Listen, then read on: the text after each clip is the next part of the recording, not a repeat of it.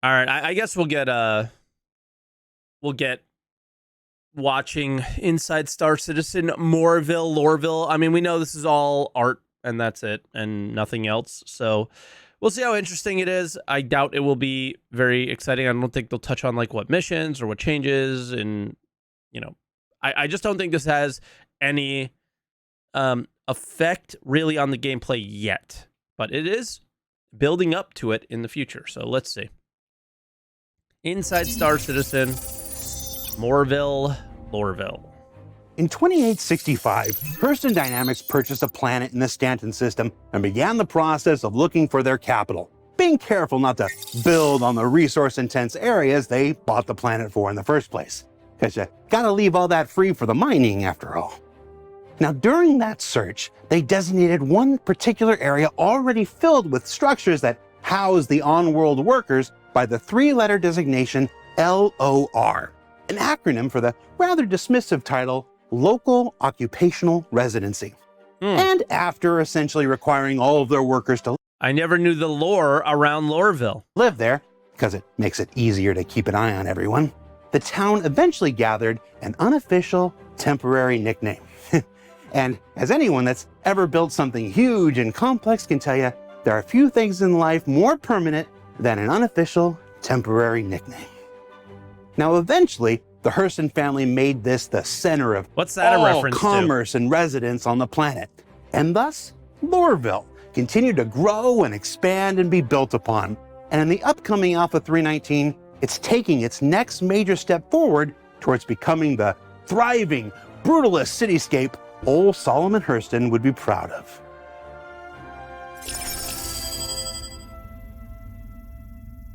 Well, how would I describe Lorville to somebody who's never seen it? Lots of crazy stuff happened there. Yo, let's go, Montreal devs. Here we go. I don't know, man. It's very dusty. Definitely very dusty. Very Yeah. dusty. I think it would be something that's a very place that's very polluted. It would be a place that's very oppressive, but They are also young, pretty yeah. lively at the same time. People are working there day and night. Lorville is essentially Guys, this is what happens when you back a game 10 years ago. The 20-year-olds that are working there were in their teens. mega city. It's sprawling, it's huge. And it's on a Stanton 1 planet inside the Stanton system. Yo. The story of Lorville, I know that it's been, it was built by a company, a family business. It's ruled by the Hurston family. And it's a very authoritarian regime. Place that's very expensive in the scale of it. Reminds you a little bit of 1984, that kind of stuff, maybe. Also a little bit of a Tyrell Corporation from Blade Runner, something like that. Yeah. That's what comes to my mind when I think of Lorville, yeah. I think that's why a lot of people are drawn to Lorville, is it gives some of that old sci-fi.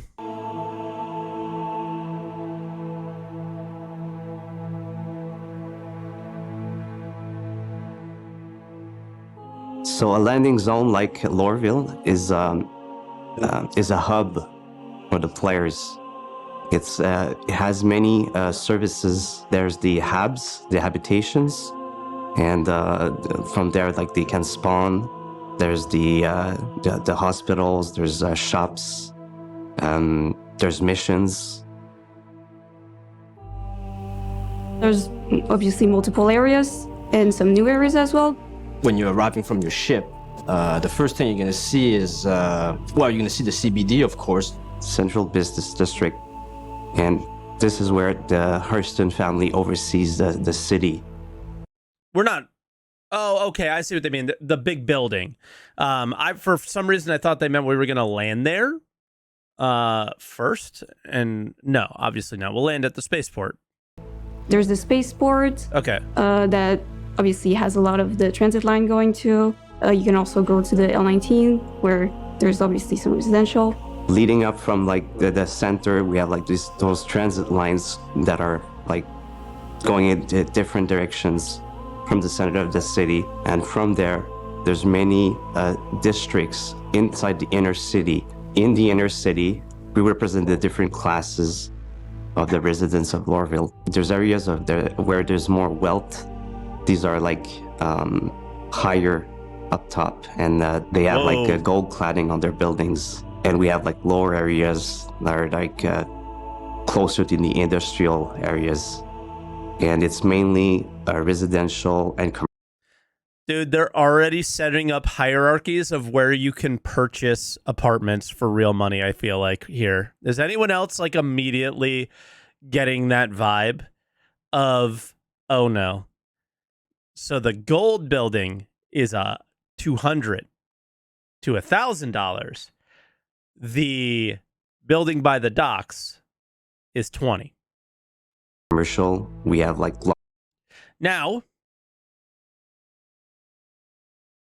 as long as that doesn't make any gameplay changes, I am completely fine with that. I would be totally fine with that. Just saying. Because that could, and hopefully, allows them to shift away a little bit more from ship sales into monetization that doesn't have such an impact on the game. Lots of opportunities for branding. The branding comes mainly from Nicolas Fortin's team. So we partnered with them, and they come up like with new brands. In turn, the environment art team helped to integrate those into billboards and holograms throughout the city. So the areas like the CBD, the L19 at the spaceport, you're all familiar with. These haven't changed. They just moved slightly because they were already up to a quality that still works today. And what we've worked on is the connecting tissue between those to make like the city feel actually the big size compared to what it was. Buildings are not... You know what? Yeah, like I think I'm kind of afraid of what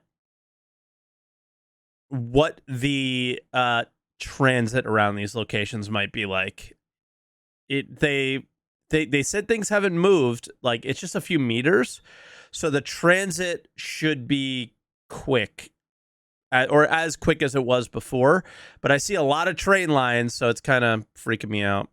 Much higher, but you're also going to see how the city now extends further away, a little bit like tentacles, right? And it spreads out into those smaller islands. We call them islands. Those are the industrial islands. Let's say you start from the spaceport. There might be game content at those islands at some point, and God, the amount of time on the train will probably be crazy. What if Gold Building has direct spaceport ASOP access in the long run in cheaper boats? Does that affect your gameplay in your book? No, not really. Honestly, no, not as much. But maybe paying for that does seem like a bit of an advantage, but I don't know. And you want to travel outside towards the industrial islands. First of all, they're much further away. It's not as but bad they're still as ships. Connected. You know, they connected using pipelines from the city to the outskirts. And once you get to the industrial islands, you can see, you know, it's filled with chimneys, lots of activities happening there. It really shows, you know, the might that is Hurston Dynamics and the Hurston family itself. Yeah, I think that's a good answer. I like this kid.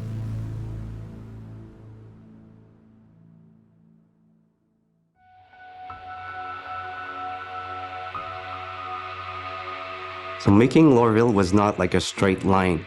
There was many like challenges, and we didn't really have expectations of what we could achieve or not achieve. We just went it looks so with gross. Our feelings. What kind of city we wanted to build, basically. You know, we tried to create a certain variety of colors inside the city, but overall it remains pretty gray. But at the same time, it's also pretty dusty. You know, it reflects the pollution, how industrial the city is. And in the end, like, we're just like driving that point that it's like heavily polluted or authoritarian, and that it's in everything we do. Lighting is very important when you're coming to a location. Where one of the last part that the artist will do, it really brings the life to all the previous work that the environmental artist did. Lighting drives the eye. At night it looks really good. It makes us look at places, and it just like enhances the contrasts, and we get like a whole better look through that lighting. The lighting really, it brings in the whole atmosphere.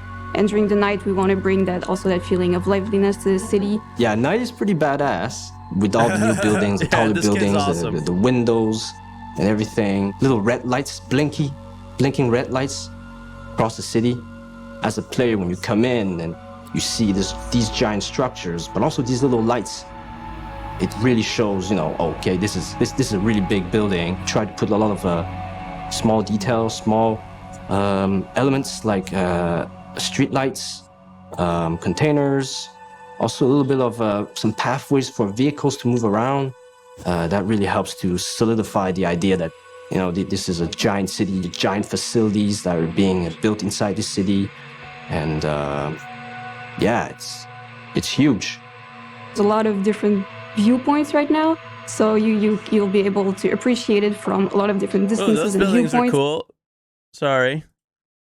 These with the little dots going up. Check these out. There's a lot of different viewpoints right here. now, so you'll be able to appreciate it from a lot of different distances and viewpoints, even if you're far away. Still a very bustling city, lots of activities happening. You can also see people taking the train, The poop pipe is still there. transit to move around Can't get the rid city of the poop pipe. to, get from their habs to their workplace. The lighting on the transit line has been really, really improved. You'll have a lot more to see when you're going through these different lines, and I think it's going to be very exciting. It's not just the lights in the city, but also in the industrial islands. Even though they're a bit further away, they have these giant, I call them cauldrons. It's like burning some sort of material. It's very orange. Like for me, all this is just set up, dude. This is just set up for what a city should be like in the future, hopefully. Right? It's just set up to be able to put proper gameplay like the I guess apartments and building interiors and these things. So they're going to sell it because it looks so good, but in reality, it's not really about looking good. It's about setting up for the game being enjoyable there. And they always push the visual, but the real element of this is the gameplay aspects that it could have in the future. But, I'd be a crazy Star Citizen backer if after 10 years, I truly believed that we would get significant amounts of gameplay at any location, anywhere near in the future. It glows a lot. I think you can actually see them from outer space. Lighting at night with those cauldrons. It's really amazing looking. Yeah. The atmosphere is Huge. really important as well. It gives like the depth that we need inside the city. It makes things like feel believable, and like it adds this layer of realism. Lorville during the day is very, very polluted, obviously. So when you get into the city, there are very thick layer of clouds. And when you get through these clouds, it's like getting into a new world, in a different world. They cover the top of the building. It's very impressive. They just bring so much to the atmosphere. They really, really kind of put that finish on the daylighting. Sunlight doesn't actually always touch the ground. Everything's a little bit in the shade because of the smoke, the smog, the atmosphere. It's so thick, you can't really see into the horizon. How many buildings is there? It's pretty claustrophobic, even though it's a giant city. But if you look really far away, you can't really see. I'm just wondering what the approach, because of the like they said, the first thing you'll see is the central business district. Bro, I can't see anything. atmosphere. Chris did a great job on the day atmosphere, and it looks very, very unhealthy, I would say, to be there in that atmosphere for very long. VFX, they did a great job with especially the chimneys, the amounts of smoke that the industrial zones are creating. It really emphasizes the pollution aspect to how they do business in Hurston. Lighting definitely with the new atmosphere looks really much different, and which really showcases the ominous feeling of the city. The whole composition of the city works through with lighting, just hand in hand. Without lighting, like everything looks a bit flat. And so it's very important in that process to bring kind of the final look. Oh, look at this. A dock. They're on water with a dock here. Bring it alive from what the concept art originally kind of said about the location.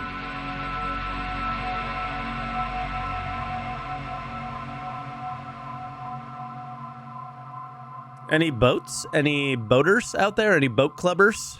Any yachters? The biggest change from the old Lorville to the new is the scale of those buildings, and they feel much more integrated, lifelike as a city. And that was one of the reasons at the beginning why we wanted to change Lorville, was to get like that proper scale throughout the city, and that feeling that basically can make you feel like it's a real city. Yeah, it's making a big the buildings at the correct scale can enable us later to create interiors for those buildings. And yeah, the wording is not exciting. So in that sense, Lorville would be ready for that. Getting close to the city, like especially while flying, like the feeling is just so great. We've lowered the restricted zone as much as we can, and we can really get close to the buildings now. The size of those windows are like true to real life size of windows. The scale of things feels like really good. Level design definitely also plays a role inside the city. We try to make sure that players, if they want to fly their ship around buildings or into some of these areas that we call trenches, level design reminded us to, keep some openings so that players can move around them easily.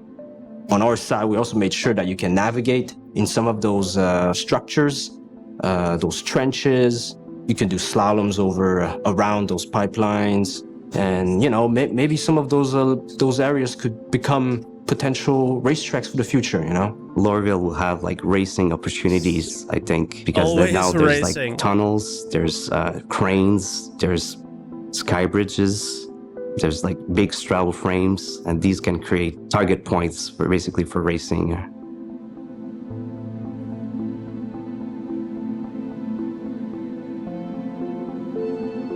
It looks good. That looks exactly the same. For me, the greatest thing was seeing the team come together and pitch ideas and deliver on those challenges and those ideas. It's been a lot of work from every department, and especially in lighting, I think it's been a big project that we've worked on. And there's so much details that's been put on every one of these areas. And I think I'll be really excited to see how people react to this. I think it's something that people have been expecting for a long time. I think for the player, the fact that we can go around these areas, whether it's land vehicles or, we're using spaceships, fly around these structures, I think it's going to be a good experience. Holy shit. Yeah. I hope the players appreciate the new Lorville, just the sheer scale, and that it feels like you can see Lorville from Everest station. So it makes it like a big impact, I think. Oh, wow. Like there's the central area, but look at how far reaching it is now. That's huge. That's like really telling there about how much bigger it got. You were always able to see it, but it was much smaller. This is a terrapin. Or what was that? Raft? Yeah, I think it was raft. And I hope that the players notice. I looked quickly. I thought it was terrapin. So what did we learn this week? Well, we learned that a landing zone is more than just the three-dimensional geo that forms it. It's that confluence where narrative, level design, branding, lighting, and atmospheric artistry meet commerce, residence, and a foundation for future gameplay opportunities like racing, mission interiors, and more. And that this newest evolution of Lorville is scheduled to make its way to you in next month's Alpha 319. No change to 319. For Inside Star Citizen, I'm Jared Huckabee. Thanks for exploring the process of game development with us, today. And we'll see you all here next week. I'm not playing these games. I'm shaving today. they add any? Oh, there's something at the end. Saw Phantom. You were right. It was great. Sorry, there's something at the end. Yeah, no, vacation was good. Paris, London, saw some shows. Saw Phantom. You were right. It was great. It actually kind of reminded me of you because you can't see your you both got the same beautiful singing voice. Jimmy. Yeah, it's Jimmy. But yeah, I'm excited for Lorville later. Whatever later means, this is one of the steps to get us to later. That's all I look at this for. This is not anywhere near the top of my list for excitement for things coming in 319. No, it is, of all the aspects of it, it is the lowest on my list. But that doesn't mean that what was there was not incredibly beautiful, impressive, and awesome. It's just, I'm focused on playing, not looking. So when we do get to play inside Lorville, that'll be really cool. And that's where I stand with that. Is very, very good looking. But as with most things in Star Citizen, they often do look very cool. And then we lose appreciation for it. And